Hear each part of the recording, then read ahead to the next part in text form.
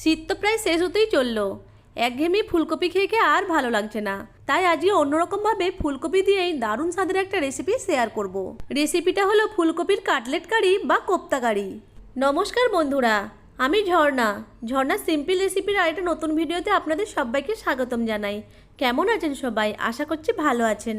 আমি আজকে ফুলকপির এই কাটলেট কারি বা কোপ্তা কারিটা নিরামিষভাবে তৈরি করেছি, তবে আপনারা চাইলে পেঁয়াজ রসুন দিয়েও তৈরি করতে পারেন। ফুলকপির এই কাটলেট কারিটা বানানো যেমন সহজ, খেতেও তেমনই খুবই মজার হয়। চলুন তাহলে রেসিপিটা শুরু করি।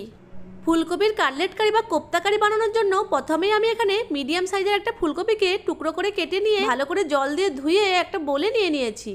অন্যদিকে একটা বাটিতে কিছু সয়াবিন নিয়ে গরম জল দিয়ে ভিজিয়ে রেখেছি। চাইলে আপনারা এখানে সয়াবিন দিতেও পারেন, না হলে শুধু ফুলকপি দিয়েও কোপ্তাগুলো বানিয়ে নিতে পারেন।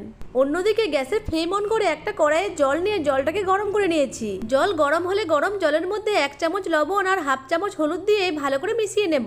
এখন ফুলকপির টুকরোগুলো দিয়ে ভালো করে মিশিয়ে নেব। তারপর ঢাকা দিয়ে 2 মিনিট মতো ফুটিয়ে নেব। খুব বেশিক্ষণ ধরে ফুলকপিগুলোকে ফোটানো চলবে না, বেশিক্ষণ ফোটালে ফুলকপিগুলো সেদ্ধ হয়ে যাবে আর কাটলেট বা কোপ্তাগুলো খেতে ভালো লাগবে না। ফুলকপির মধ্যে পোকা থাকে, তাই এভাবে জল দিয়ে ফুলকপিটাকে ভালো করে ফুটিয়ে নিচ্ছি যাতে পোকাগুলো বার হয়ে যায়। 2 মিনিট ফুটিয়ে নেওয়ার পর ফুলকপিগুলোকে জল ঝরিয়ে তুলে নিয়ে ঠান্ডা করে নেব। এদিকে সয়াবিনগুলো ফুলে ডবল হয়ে গেছে। এখন সয়াবিনগুলোকে হাত দিয়ে খুব ভালো করে চেপে চেপে জলটাকে বার করে নিয়ে একটা মিক্সিং জারে নিয়ে নেব। এরপর সয়াবিনগুলোকে গ্রাইন্ড করে একটা পেস্ট বানিয়ে নেব। সয়াবিনগুলোকে খুব মিহি পেস্ট করব না। সয়াবিনের পেস্টটা তৈরি হয়ে গেছে, এখন একটা বাটিতে নিয়ে নিচ্ছি। সয়াবিনের পেস্টটাকে এখন এক সাইডে রেখে দেব। এরপর একটা মশলা তৈরি করে নেব। তার জন্য একটা মিক্সিং জারে 1 ইঞ্চি মতো আদা, একটা টমেটো, 2টো কাঁচা লঙ্কা, 7 থেকে 8 পিস মতো কাজু বাদামের পরিবর্তে চিনে বাদামও ব্যবহার করতে পারেন। দিয়ে দেবো 1 চামচ মতো চারমগজ, আপনাদের কাছে চারমগজ না থাকলে নাও দিতে পারেন। আর অল্প একটু জল দিয়ে গ্রাইন্ড করে একটা পেস্ট বানিয়ে নেব। মশলার পেস্টটা তৈরি হয়ে গেছে, এখন এটাকে এক সাইডে রেখে দেব। ওইদিকে ফুলকপিগুলোও ঠান্ডা হয়ে গেছে। এখন ফুলকপিগুলোকে একটা গ্রেটারের সাহায্যে গ্রেড করে নেব। চাইলে আপনারা এখানে কাঁচা ফুলকপিকেও গ্রেড করে নিতে পারেন, চাইলে ফুলকপিগুলোকে মিক্সচার গ্রাইন্ডারেও গ্রাইন্ড করে নিতে পারেন। সেক্ষেত্রে মিহি পেস্ট বানাবেন না, একটু দানা দানা থাকবে, এইভাবে গ্রাইন্ড করে নেবেন। সমস্ত ফুলকপিগুলোকে গ্রেড করে নিয়েছি। এখন গ্রেড করা ফুলকপির মধ্যে দিয়ে দিব স্বাদ মতো লবণ। লবণটা অবশ্যই চেক করে দেবেন, যেহেতু ফুলকপিগুলোকে সেদ্ধ করার সময় লবণ দিয়েছিলাম। এখন লবণটাকে ফুলকপির সাথে ভালো করে মিশিয়ে নিয়ে 1 মিনিট মতো রেস্টে রেখে দেব। 1 মিনিট পরে দেখুন ফুলকপি থেকে জল বেরিয়ে এসেছে। এই জলটাকে খুব ভালো করে নিংড়ে ফেলে দেব। এই জলটা অবশ্যই করেই ফেলে দেবেন, না হলে ফুলকপির কাটলেট বা কোপ্তাগুলো তৈরি করার জন্য বেশি পরিমাণে বেসন লাগবে, ফলে কাটলেট বা কোপ্তাগুলো খেতে খুব একটা বেশি ভালো লাগবে না। এরপর সয়াবিনের যে পেস্টটা রেডি করে রেখেছিলাম সেটা ফুলকপির মধ্যে দিয়ে দেব। 1 চামচ গ্রেট করা আদা। যদি নিরামিষভাবে না বানিয়ে থাকেন সেক্ষেত্রে এখানে পেঁয়াজ কুচি আর রসুন বাটা যোগ করতে পারেন। দিয়ে দেব হাফ চামচ হলুদ গুঁড়ো, 2টো কাঁচা লঙ্কা কুচি, ঝালটা আপনারা আপনাদের প্রয়োজন মতো দেবেন। দিয়ে দেব 1 চামচ জিরে গুঁড়ো, 1 চামচ গরম মশলা গুঁড়ো, হাফ চামচ গোটা জিরে, দিয়ে দেব গোলমরিচের গুঁড়ো আর 2 চামচ বেসন। লবণটা এখানে চেক করে নেবেন, যদি লাগে তো যোগ করে দেবেন। এখন সবকিছু উপকরণকে খুব ভালো করে মিশিয়ে নিচ্ছি।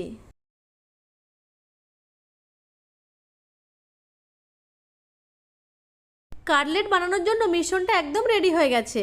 এবার মিশ্রণ থেকে কিছুটা করে মিশ্রণ নিয়ে প্রথমে গোল করে তারপর চ্যাপটা করে একটা কাটলেটের মতো শেপ দিয়ে দেব। আপনারা আপনাদের পছন্দ মতো শেপে কাটলেটগুলো বা কোপ্তাগুলো তৈরি করে নেবেন। একইভাবে এক এক করে সব কাটলেট বা কোপ্তাগুলো তৈরি করে নেব।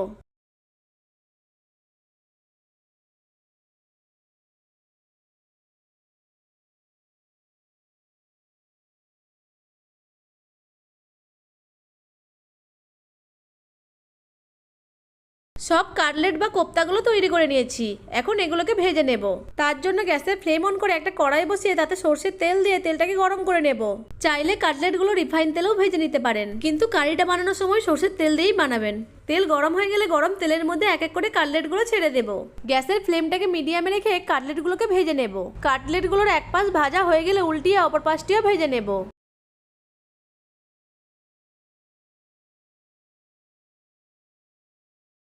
কাটলেটগুলো 2 পাশ ভালো করে ভাজা হয়ে গেছে। এখন তেল ঝরিয়ে তুলে নেব। এই কাটলেটগুলোকে আপনারা চায়ের সাথে বা শুধুও খেতে পারেন। এক এক করে সব কাটলেটগুলোকে ভেজে নেব। সব কাটলেট বা কোপ্তাগুলো ভেজে নিয়েছি। এখন কারিটা তৈরি করে নেব। কারিটা বানানোর জন্য ওই তেলের মধ্যে দুটো দারুচিনি, দুটো এলাচ, দুটো লং আর হাফ চামচ গোটা জিরে দিয়ে 20 সেকেন্ড সময় ধরে ভেজে নেব।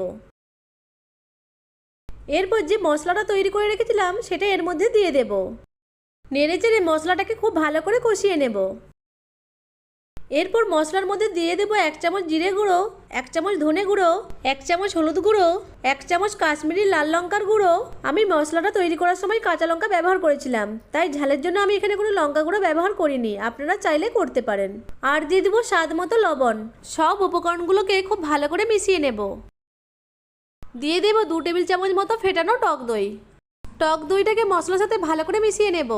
আপনারা চাইলে এখানে মশলার মধ্যে পেঁয়াজ কুচি আর রসুন বাটাও ব্যবহার করতে পারেন। আমি যেহেতু কাটলেট কারিটা নিরামিষভাবে তৈরি করেছি, তাই এখানে পেঁয়াজ কুচি আর রসুন ব্যবহার করিনি। এরপর অল্প একটু বাটি ধোয়া জল দিয়ে নেড়ে চেড়ে মিশিয়ে মশলাটাকে খুব ভালো করে কষিয়ে নেব, যতক্ষণ না পর্যন্ত মশলা থেকে তেল ছেড়ে আসে।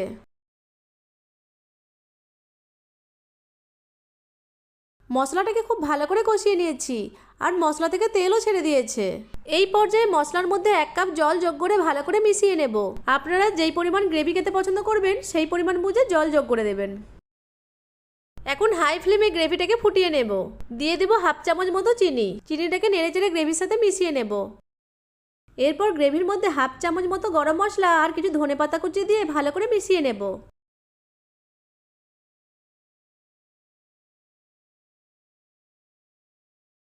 এরপর তৈরি করে রাখা কাটলেটগুলো এক এক করে গ্রেভির মধ্যে দিয়ে দেব। এখন কাটলেটগুলোকে একটু নেড়ে চেড়ে নিয়ে ঢাকা দিয়ে 2 থেকে 3 মিনিট মতো রান্না করে নেব। খুব বেশিক্ষণ ধরে রান্না করলে কাটলেটগুলো একদম নরম হয়ে যাবে। 2 থেকে 3 মিনিট সময় ধরে রান্না করে নিয়েছি। এখন ঢাকা খুলে 1 চামচ ঘি যোগ করে দেব। হালকাভাবে নেড়ে চেড়ে ঘিটাকে গ্রেভির সাথে মিশিয়ে নেব।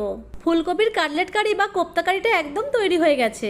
এখন গ্যাসের ফ্লেম অফ করে ঢাকা দিয়ে 2 থেকে 3 মিনিট মতো স্ট্যান্ডিং টাইমে রেখে দেব। 2 থেকে 3 মিনিট পর দেখাচ্ছি। দেখুন ফুলকপির কাটলেট কারিটা দেখতে কতটা লোভনীয় হয়েছে। এখন ফুলকপির কাটলেট কারি বা কোপ্তা কারিটাকে একটা বলে সার্ভ করে দিচ্ছি। ফুলকপির এই কাটলেট কারিটা দেখতে যেমন লোভনীয় হয়, খেতেও তেমনই দারুণ স্বাদের হয়। চলুন একটা কাটলেট কেটে দেখাচ্ছি। দেখুন কাটলেটগুলো ভেতর থেকে কতটা সফট হয়েছে। বাড়িতে একবার হলো এভাবে ফুলকপির একবার কাটলেট কারি বানিয়ে দেখবেন আর আমাকে কমেন্ট করে জানাবেন রেসিপিটা কেমন লাগলো আপনাদের। আশা করছি আজকের রেসিপিটা আপনাদের কাছে ভালো লেগেছে। ভালো লেগে থাকলে আমার ভিডিওটিকে লাইক, কমেন্ট, শেয়ার আর চ্যানেলটিকে সাবস্ক্রাইব করে পাশে থাকা বেল আইকনটিকে অন করে রাখবেন আমার পরবর্তী ভিডিওর নোটিফিকেশন সবার আগে পাওয়ার জন্য। ভিডিওটা প্রথম থেকে শেষ পর্যন্ত দেখার জন্য আপনাদেরকে অসংখ্য ধন্যবাদ।